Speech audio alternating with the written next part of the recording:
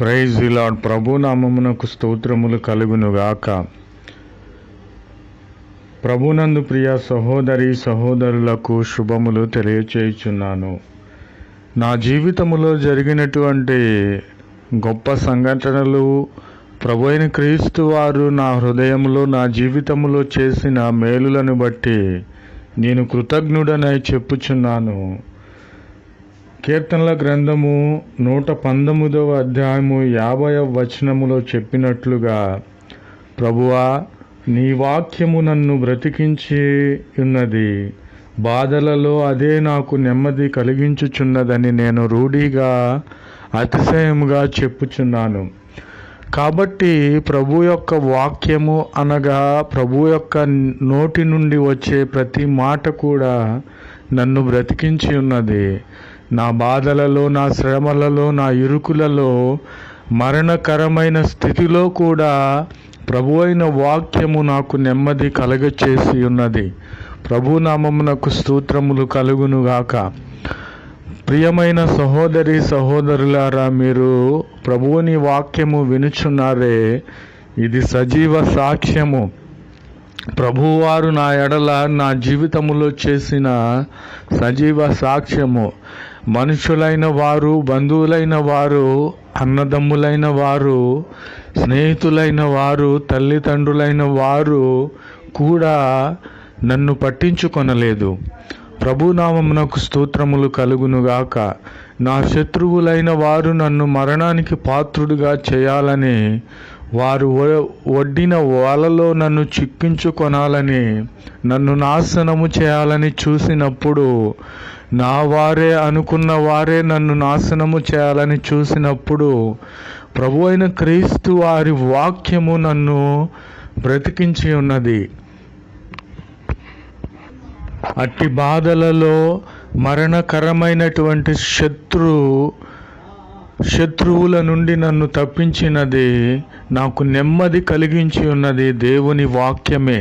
ప్రభునామమునకు స్తోత్రములు కలుగునుగాక. ప్రియమైన శ్రోతలు వింటున్నారు కదా, మనకు మనుషులైన వారు శాశ్వతము కాదు. నీవు ఎప్పుడైతే దేవుని నమ్ముకొని ఉన్నావో, దేవుని మీద ఆనుకొని ఉన్నావో, దేవుని వాక్యములు నీవెప్పుడైతే చదువుచున్నావో, ధర్మశాస్త్రమును పరిశుద్ధ గ్రంథమును నీవు ధ్యానించి ఉన్నావో, ప్రభు అయిన క్రీస్తు వారు నీతో మాట్లాడి నిన్ను బ్రతికించే వానిగా ఉన్నాడు.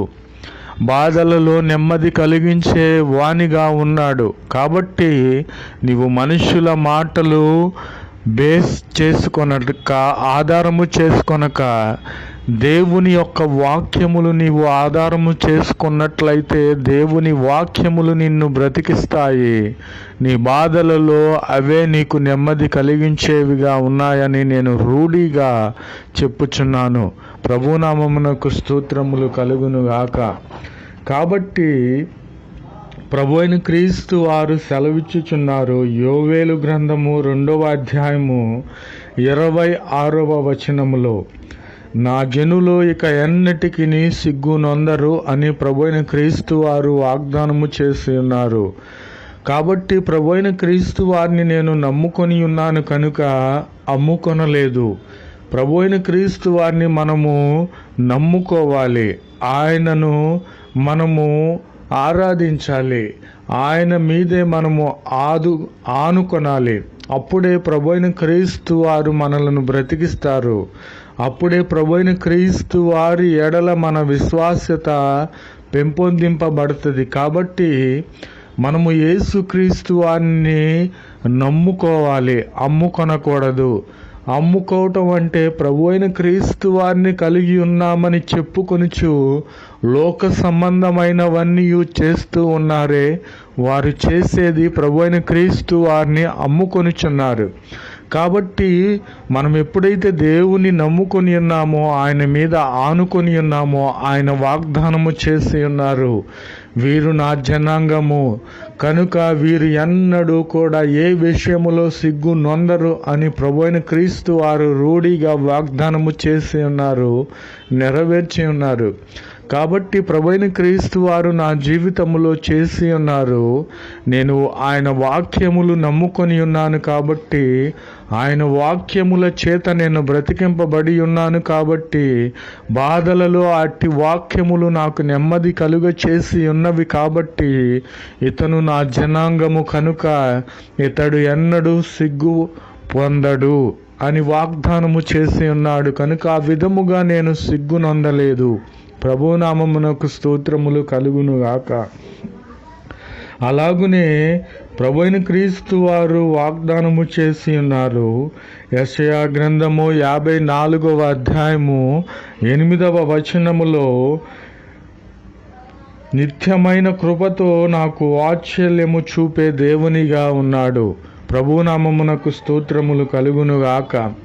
నిత్యము అనగా ఎల్లప్పుడూ కూడా, నేను తల్లి గర్భంలో ఉన్నది మొదలుకొని నా మరణము వరకు కూడా నిత్యమైనటువంటి కృపతో నాకు వాత్సల్యము చూపే దేవునిగా ప్రభువైన క్రీస్తు వారి యొక్క సమయంలో వాగ్దానము చేసి నెరవేర్చి ఉన్నారు.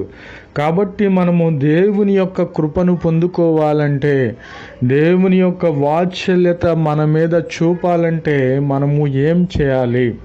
ప్రభువైన క్రీస్తు వారిని మనము ఎప్పుడూ కూడా ఆరాధించాలి. ఏ విధముగా ఆరాధించాలి?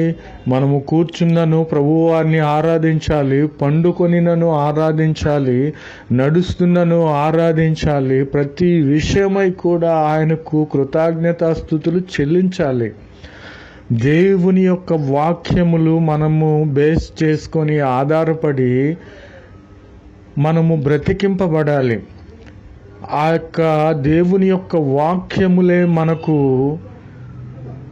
నెమ్మది కలిగించేవిగా ఉన్నవి కనుక, నా జనులేక ఎన్నడూ సిగ్గునొందరని ప్రభువైన క్రీస్తు వారు వాగ్దానము చేసిన ప్రకారముగా నిత్యమైన కృపతో ఆయన మనకు వాత్సల్యము చూపుచున్నప్పుడు మనకు ఏదియూ కూడా కొదువ ఉండదు.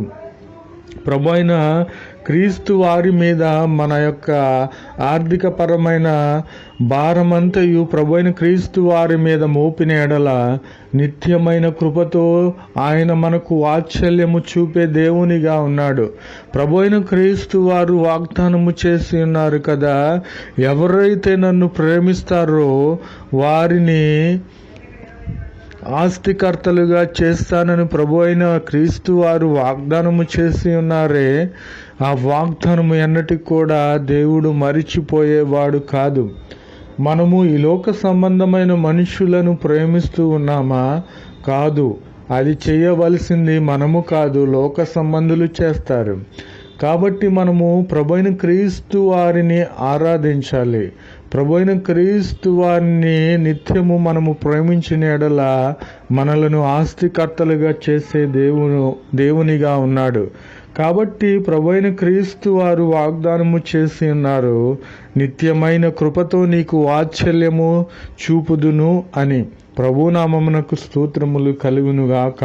Amen, amen, amen.